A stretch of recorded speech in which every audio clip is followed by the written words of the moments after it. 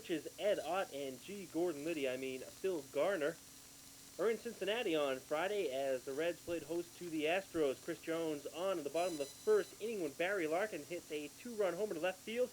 His 12th home run this season. That ties a career high for him in a season. His third homer in 2 games, RBI 31 and 32, 2-0 Reds. Bottom third, 3-2 Houston when Larkin stepped up to the plate once again with Jones off of first base. Crushes a 2-run homer to right field, his 13th home run this year. That's a new career high for Larkin.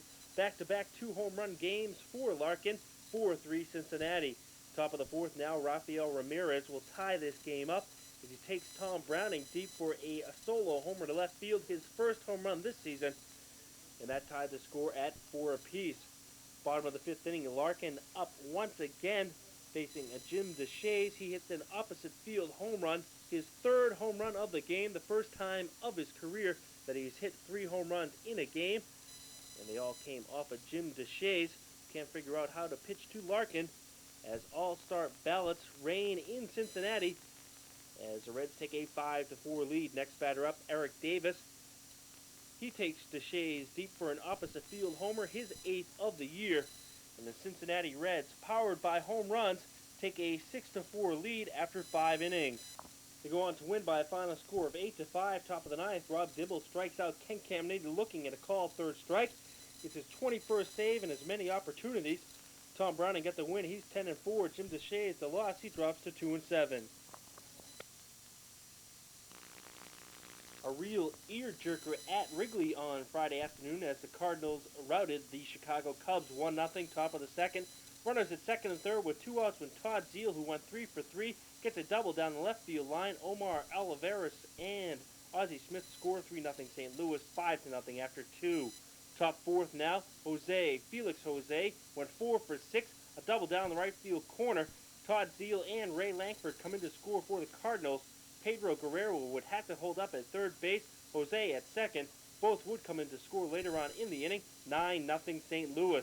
Top of the fifth inning now, Pedro Guerrero will get a check swing base hit to center field. Zeile comes in to score, 10-0 St. Louis, RBI 43 for Guerrero, and it's 12-0 after 4.5 innings.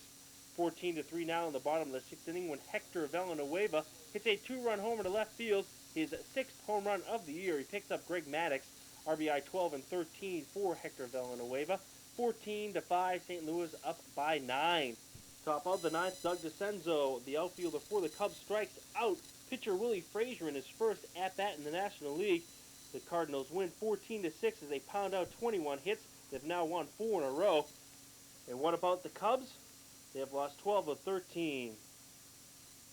Hal McRae would be smiling most of a Friday evening in Oakland as the Royals played the A's 1-0 top second. Brian McRae base hit up the middle.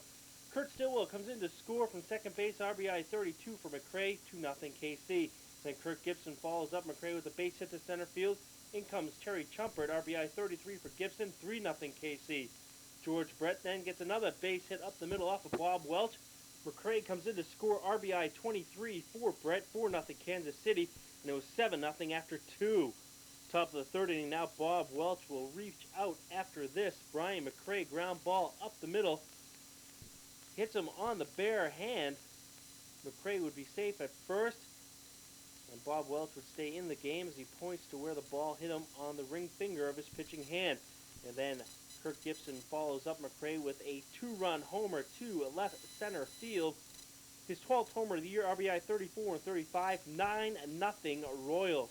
Bottom of the fourth inning, Royals pitcher Tom Gordon and first baseman DH Carmelo Martinez with some words in the Royals dugout. It's broken up by Hal McRae. Luis Aquino in the fourth strikes out Terry Steinbach as he is the recipient of all these Royals runs.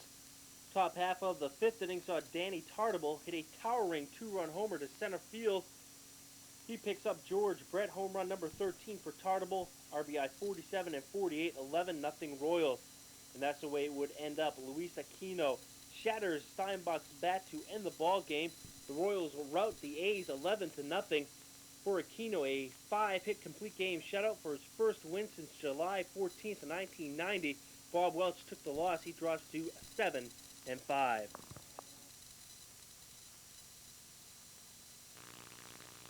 have won 5 of 6 games. Meanwhile, the Red Sox have dropped their last 4. Here in the bottom of the second inning, Greg Harris strikes out the side. You're getting Bob Melvin for the final out. Then the top of the third inning, Jody Reed gets things started with a single into right field. Luis Rivera scores RBI number 23 for Reed, and the Red Sox lead it 1-0.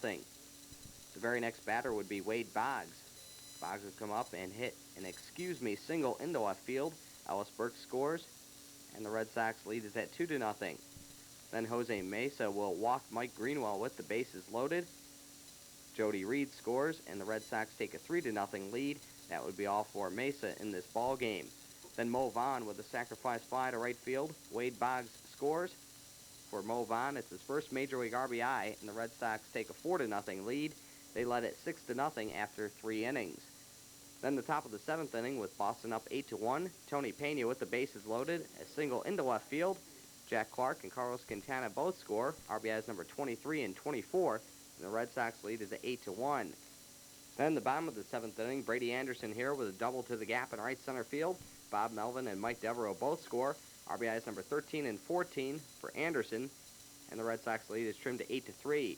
Then the top of the 9th inning, Boston gets some insurance when Jack Clark hits a solo home run to left field. The ball will pop out of Brady Anderson's glove and go over the wall. Home run number 10 for Clark, RBI number 29, and the Red Sox win this one by a score of 9-3. Greg Harris with the win, his record now 4-7. Jose Mesa takes the loss, his record drops to 4-8, as once again Boston wins this one by a score of 9-3. Day, whom the Indians acquired in a trade from Toronto on Thursday, makes his first start with the Indians on Friday night in Detroit, and he gets off to a rocky one as Alan Trammell in the bottom of the first drives in 2 runs with this double. This would score Tony Phillips and Lou Whitaker. The Tigers take a 2-0 lead. Still in the bottom of the first, with Trammell on third base, Mickey Tettleton, who's been red hot, hits his 7th home run in his last 7 games, his 14th of the year. The 2-run blast gives Detroit a 4-0 lead against Boucher. Then in the bottom of the third, the Tigers would go deep again. This time it's Cecil Fielder, who hits his 17th home run. This is a solo blast as it goes to the opposite field. So Detroit takes a 5-0 lead in the bottom half of the third. And that would be plenty for Tigers starter Frank Tanana, who works 7 innings, striking out 8 Indians, including Glenn Allen Hill here in the top of the 4th. In the top of the 5th, some great defense turned in by left fielder Tony Phillips, who makes the shoestring grab on Felix Fermin. And the Tigers roll to a 7-1 victory. Tanana, the winner, is now 5-6, while Dennis Boucher, the loser, is 0-4. Friday is the Blue Jays and the Mariners. Top of the first inning, new acquisition Tom Candiotti on the mound for Toronto. And Ken Griffey Jr. greets him as he hits the knuckleball for a base hit to left field. Harold Reynolds, who walked earlier, comes in to score RBI 32 for Griffey, 1-0 Seattle. And then Pete O'Brien will follow that up with a ground rule double to center field off of Candiotti. Griffey comes in to score, and Seattle's lead over the Blue Jays is 2-0. Seattle's manager Jim Lefebvre in the dugout, enjoying his chew. Top of the 6th inning, Jay Buhner at the plate for Seattle, and he rips a solo homer to left field off of Tom Candiotti. His 9th home run of the season, RBI number 28 for Buhner. The Mariners up 3-0. Candiotti lasted 6 innings, giving up 3 runs. Meanwhile, Bill Kruger only allowed 2 Blue Jays hits through 6, and in the 7th, Kelly Gruber hits a solo homer to left field, his 6th home run of the year, and that cut Seattle's lead to 3-1. Bottom 9th, John Olerud off of first base, but Mike Jackson strikes out Derek Bell looking to call third strike. Seattle wins 3-1. Kruger, the winner, he's 5-3. Candiotti loses his first start with the Blue Jays. Jackson is 13th save. Valentine's Rangers are in Anaheim to open up a 4-game weekend set with the Angels on Friday night. And in the top of the first, Julio Franco delivers this double down the right field line. This would score Ruben Sierra, 1-0 Texas. The Rangers had another run in the top of the first to take a 2-1 lead, but the Angels would come back in their half of the first with 2 runs to tie it at 2. Then in the bottom of the third, the score now 3-2 Texas, but Dave Winfield would double down the left field line. Dave Gallagher scores, and Doug Rader's Angels tie up the Rangers at 3 apiece. In the bottom of the 4th, the score now 4-3, in favor of California, and Wally Joyner hits this 3-run home run, his 10th of the year. It comes off Texas reliever Calvin Schiraldi, and California takes a 7-3 lead. The very next batter is Dave Winfield, and Winfield also goes deep on Schiraldi for his 15th home run, as this one goes deep into the left field corner. And the solo blast gives the Angels an 8-3 lead. Back-to-back home runs in the bottom of the fourth. But in the top of the seventh, Texas would come back. First, it's Ruben Sierra with a 2-run home run, his 12th. This comes off Angels starter Jim Abbott. This extends Sierra's hitting streak to 16 games, and the Angels' lead is cut to 8-5.